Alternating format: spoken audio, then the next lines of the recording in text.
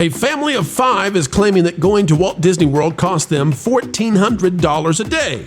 So we decided to look into, well, how much does that equal out exactly if you're riding rides? Like, how much is each ride costing you? And it turns out that number is insanely high.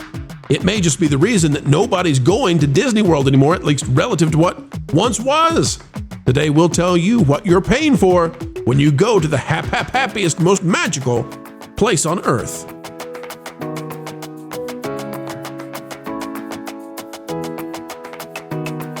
Hello, folks, and welcome back to the Pro Channel. It is a pleasure, as always, to have you here.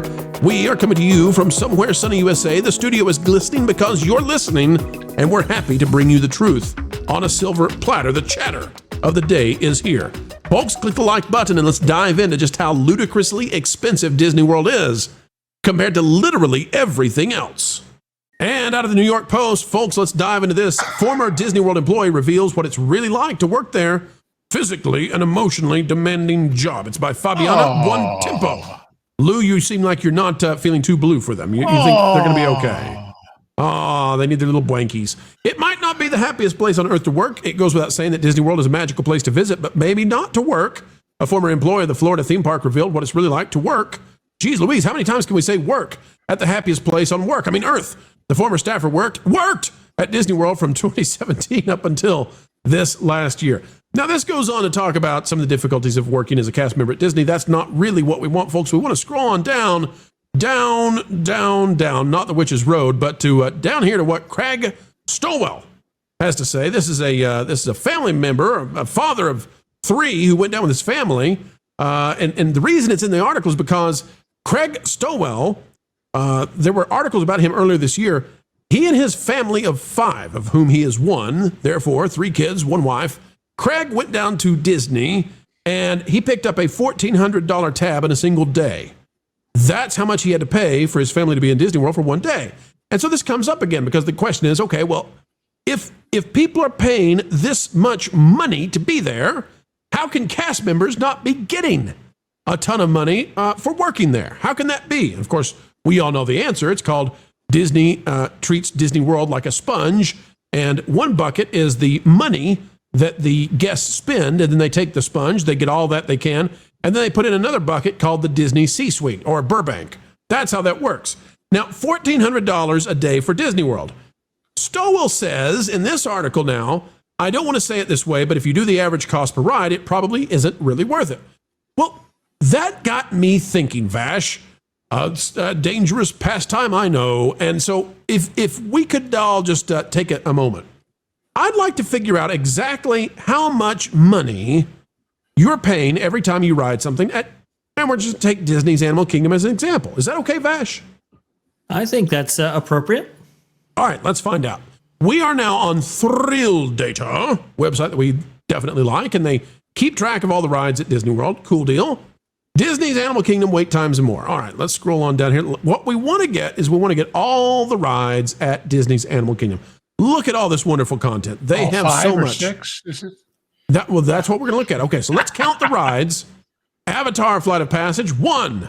Navi River Journey, 2. Meet Favorite Disney... No, I'm sorry, that's not a ride. Expedition Everest, 3. Kali River Rapids, 4. The Wildlife Express Train? Vash, should we count that as a ride? It just takes you to Rafiki's, which is a really junky little place. I mean, it's not junky. It's a petting zoo. Should we count that? If it was at Disneyland, I'd count that as transportation, not necessarily a ride. So I'm not so. counting it. Okay. Kilimanjaro Safaris, that's 5. Dinosaur, that's 6. And then these other 2 things, these are walkthroughs. These are literally, you walk through, it's a nature trail. I'm not counting nature trails. Dinosaur's about to close, right? To become an indie ride. That's exactly right, which would put it down at 5 soon. Okay, so there are 6 right now legitimate rides at Disney's Animal Kingdom. Is that fair, Vash? I think so. I think that's very fair. Okay, cool deal. Let's do some math. Shall we math it up, ladies and gentlemen? Let's figure this out. Okay, so if there are, let's see, $1,400 is what you got, and your family gets to ride. How many rides did we say at Animal Kingdom, Vash? 5 or 6? 6. 6 rides. 6 total? Okay, 6 rides. 6 rides. All right. then every time, so let's say you ride all 6 rides that day, every time your family gets on one of those rides, and the rides last about how long would you say, Vash? Oh, well, I mean, average. 5 minutes? You're probably 10 minutes? Ooh, average, you're probably looking at 3 minutes, 4 minutes. Kilimanjaro, well, what's gonna skew that is Kilimanjaro Safaris is a much longer ride. That's a good point. So, what? 7 minutes? Okay, 7 minutes. Vash, I'm gonna give you a hard job. I need you to multiply 7 times 6 in a minute, okay? All right. By my calculations, folks, $1,400 divided by 6 means that for a family of 5 spending $1,400 at Animal Kingdom, each time your family gets on a ride, you just spent $233. That's the value that you just spent, $233. And Vash, how many minutes did they get out of that? 7 times 6, I'm guessing, what, 42 minutes? 42 minutes of fun, $1,400, right? Because riding the rides is what you're there to do, right? 42 minutes, $1,400. In fact, we can figure this out even better, okay? So let's say that one ride averages 7 minutes. And the one ride we just figured out is about $233, right? Let's divide 233 by 7. Here we go, folks. Every minute that you get to ride a ride at Animal Kingdom looks to me like that minute has a value of $33 you spent. Now, I don't know, guys, if you know, I don't know what you think about this, but, and feel free to play devil's advocate on this. You can disagree with me all you want. I don't think that's good value for a family of 5. Well, if I may. Please. First, see what you're looking at there? All right, that's Florida. But let's count the rides in Fantasyland at Disneyland, shall we? There's going to be a few. Snow White. 1. The Carousel. 2. Peter Pan. 3. Alice in Wonderland. 4. The Storybook Canal Boats. 5. What did I leave out? Small Dumbo. World. Casey Jr. Dumbo. 6, And 7. Casey. So we're 8. already more in one land than That's a whole right. park. That's right. Yep. And secondly, if you assume, I remember asking Jonas, of all people, what did he like most about the parks? And he said, frankly, he just liked the atmosphere. He just liked walking around and people watching and feeling. But if the atmosphere is construction wall, construction wall, construction wall, construction wall, what was it, a directory in the Esplanade, Vash, that was out of date for 10 years and they finally changed it or something? Yeah, it was a long time. If that's the atmosphere, then all there is the rides. So the rest of your day is getting from one ride to another past a bunch of walls. Well, the problem is that with the emphasis on Lightning Lane, they really have taken away so much in service of that. Like, for example, entertainment. Entertainment has practically gone out the window. There used to be a lot of atmosphere entertainment. There used to be a lot of little shows, larger shows, theater productions, and so forth that have basically all gone away because the emphasis has been placed on rides. Why? Because the emphasis has been placed on selling Lightning Lane, which is really, really sad. Almost all the entertainment is gone. At Animal Kingdom, there's 2 main shows. Obviously, there's the Finding Nemo show and the Lion King show. But outside of that, you don't get a lot of what you used to get at Animal Kingdom. There was a nighttime show on the water there, and they did a lot of different things during the daytime with like this. They had that big kite show for a while, which, believe it or not, was actually kind of cool. I remember sitting there a couple of years ago in the barbecue area. Flame Tree Barbecue has a huge seating area, and a lot of seating is down there by the water, and it was really nice. You take your pulled pork mac and cheese down there, and your it's a great restaurant, by the way. That's a great restaurant. If it wasn't for the canteen in Pandora, I would recommend it as the only place to go for fast service. But you take it down there and you watch the kites, and the kite show I think was like 15 minutes long. But I mean, you would get more value, right, than just the rides. But they've taken so much of that away. They've stripped it as they pounded in these Lightning Lane charges. The place that's really had it disappear is World Showcase at Epcot. Remember the guy who used to make statues out of taffy in Japan? Oh yeah, and the drummers there, and the Commedia dell'arte people in Italy and in France, and God, there was so much going on. Oh, France had what was his name? There's a very particular juggler who was really struggling because after the pandemic, he was trying to get his job back at the France. And I mean, they used to do this whole thing with they stack chairs and they climb them. And it was, I mean, the amount of streetmosphere entertainment in Epcot was amazing. And I noticed even in the in this last Festival of the Arts in January, it was dumbed down there. They used to have all kinds of living statues and stuff. They've gotten rid of them. And with the atmosphere entertainment, at least it wasn't okay. The buy-in was very, very high, right? But at least you felt like you got a lot for that money rather than just the rides. Because the problem with emphasizing the rides to the degree that they are, well, for one, you start to price out per ride, which is no good. But also, two, if a ride goes down or if a ride's down for refurbishment, that hurts the valuation, especially how you come away from your vacation that you just spent a lot of money for. Well, I want to go to Tom, though. Tom, when we break down the money that way, where a family of 5, allegedly, New York Post is claiming this, $1,400, and you look at Animal Kingdom, does it surprise you to hear that for a 7-minute attraction, it's basically like paying $230 for 7 minutes of fun, and that's, if you break it down, that's what it is. Does that surprise you that it's that expensive? No longer. Is that because you've been around the parks? Do you think that other families would be surprised to see that broken out that way? They would be, but I used to be a pass holder also, top tier, and no, doesn't surprise me. Why did you drop being a pass holder, Tom? Value, what they took away, what they used to offer, and it was price for value gone. It's not there no more. Right. You used to go to Disney and it was very expensive, but you would come back and tell people in your neighborhood, your community, they went above and beyond. You can't believe how nice it is. You can't believe how far the cast members will go to make sure you have a great time. It was amazing. There was no service like it on the planet. There was a totally name for it. It was called the Disney Difference back then. Yeah. And it was in training. And they actually trained you. I saw the training one time for, where was it? Fort Wilderness. I saw the training in Fort Wilderness where they talked about the ways that you could give extra to the guests. Talking about different things around the campfires. There was actually a strategy guide. I think this is from the 80s. There's actually a strategy guide for cast members to find ways to go above and beyond that was not part of the normal job.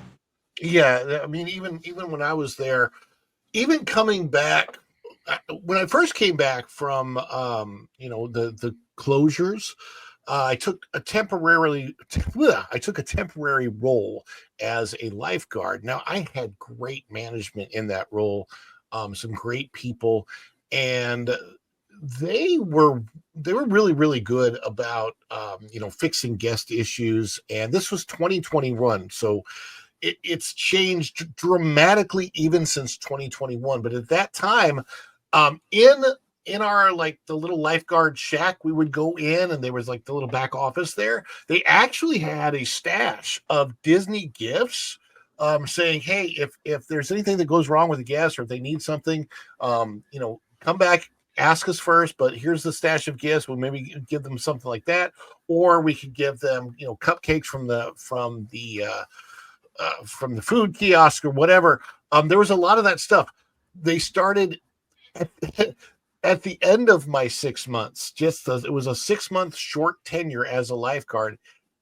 That was toward the end of 2021. They started taking that stuff away from us, even at that point, where they were saying, we've got to be a little bit more careful. Well, one of the lifeguards that I worked with, who then went over into, where did she go?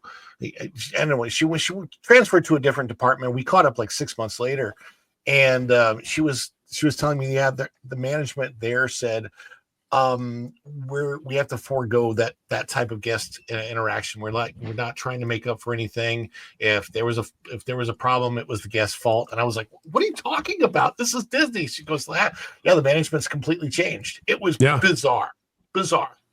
Wizard, when you hear $233 for 7 minutes of fun. It doesn't stack up well against almost any other form of entertainment I can imagine. We could come up with some things, right? They're very luxurious in order to reach that kind of cash per minute of fun. And the fun is debatable. Like, I don't want to ride.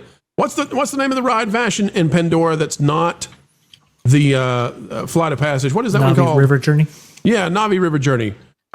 It's a small world without dollies and one single animatronic at the end. I don't want to spend $233 for that.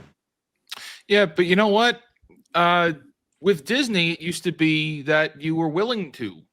And that was just across the board. You felt like there was value in the parks, but also you had an emotional connection to the brand. So you were willing to spend that much money or whatever, an arbitrary amount of a lot of money to go to these parks. And now there's no real reason to do that. I'm going to Orlando in 2 weeks. I am from a Disney family. My parents are Disney people. My siblings are Disney people. But we're going to Epic Universe, and we're not Universal people. So, like, this is where we're at. We can't find the willpower to give Disney a cent, let alone go to their parks and spend an exorbitant amount of money for nothing. It's all value perception, but also you're just not getting anything there. If Disney still had the mental positioning and mental perception that people used to have for the brand, it would be fine. You know, while you guys were talking about, oh, well, where's the value there? I was thinking, well, the restaurants used to be incredible in Animal Kingdom, at least a few of them. So you could find yourself in Animal Kingdom. It's like, all right, well, we did the rides, and you might be going to a restaurant for 2 hours. Well, there's a little bit of value there. You're spending more money, but the food is incredible and the experience is great, or at least it used to be. There is nothing in these parks that is worth commanding the price point that they're asking for. And that's pretty sad. That's a sad thing. I think that's sad. And not only could you compare it to, I don't know, Dollywood or other parks, I just looked up out of curiosity. It says the average monthly RV payment is from $225 to $650 a month. And you can take it and go every weekend to a park or a campground or whatever. I'm just saying there's more ways to recreate for that family of five. And the competition is bigger every day because there's more than just Disney and Universal and SeaWorld to compete with. That's exactly right. And that's why they've milked this thing dry. Disney World is the most important asset in the entire Disney company. It's not even close. And yet they've hosed it in order to prop up the other parts of the company that have been failing. Fake Wizard, you found something, sir. You found something. What is this that you've got for us? Yeah, this is kind of interesting here, just playing off of, we were discussing Katy Perry and her real estate woes before, but apparently Katy Perry's real estate battles have inspired a new law. The Katy Perry Act. You were right. Yeah. Look, I'm no lawyer. I'm just a fake wizard. So I'm going along with this just in real time with you guys. But what's interesting here is Katy Perry has allegedly been involved in 2 different legal battles prior to the one that we just covered on this show, where she's going to court for taking advantage of senior citizens. This is pretty wild that this happened. Listen, this is a normal occurrence in everyday Americana. Katy Perry is she's a victim wizard. She's a victim, almost like you, because this is your last Forbes article. And that's why I couldn't pull it up for you. I'm on my last one, and we're waiting. I need to get with Caroline Reed. We were told we'd get some access to Forbes, but so far I have not pursued that. We'll fix it, folks. But thank you, I would Wizard. only point out that the only other famous law involving a celebrity is what's called the Jackie Coogan law, which was the law that kept parents from keeping all the money their child actor kids were making and absconding with it. Because most people don't know that Uncle Fester, Jackie Coogan, was a big child star in the silent days, made millions, and never saw a penny of it because his parents stole it. And so they passed a law to prevent that. You know, there's going to be some people who say, you know, what is it you guys get out of the Pro Show Live? What is it you're doing there? And to that I say, everybody, nearly 1,000 of you right now, you will know tomorrow You can tell your friends, your family when it comes up that Katy Perry has had a law made just to stop the kind of stuff that she does. You'll know it, and nobody else will, courtesy of The Wiz, not The Sizz. Folks, it's time to bid you adieu, but we hope that you will help us anew, and that is, we're only asking you click that like button. Share, subscribe, click it, stick it to those algorithms. It is the notification bell, and drop a comment down below. And oh, by the way, have you gone the way of thatparkplace.com? www.thatparkplace.com. It's the website that if you're not yet bookmarked to, well, you should be. A bastion of truth and knowledge when it comes to entertainment and everything that's going on. Go check it out today, folks. We would love to have you over there as well. All right, we are getting ready to head out, but do not fret, for we will put out 4 more videos tomorrow, so long as the good Lord allows. And we believe that probably, just might, happen. All right, until the next time we get to share time with you, keep learning, keep growing, and as always, keep having fun. Jump into the water. Why listen to music made by people and companies who really don't like you? Check out Vacation Radio today and prepare for all new content made by the people behind the WDW Pro Channel. It's the place you need for all the music. That should be fun. Want it all, so I give them cannonball. Yeah! Hundreds of songs, every genre you can imagine. Listen live on YouTube and enjoy a set list that's always sunny. It's Vacation Radio. Arizona.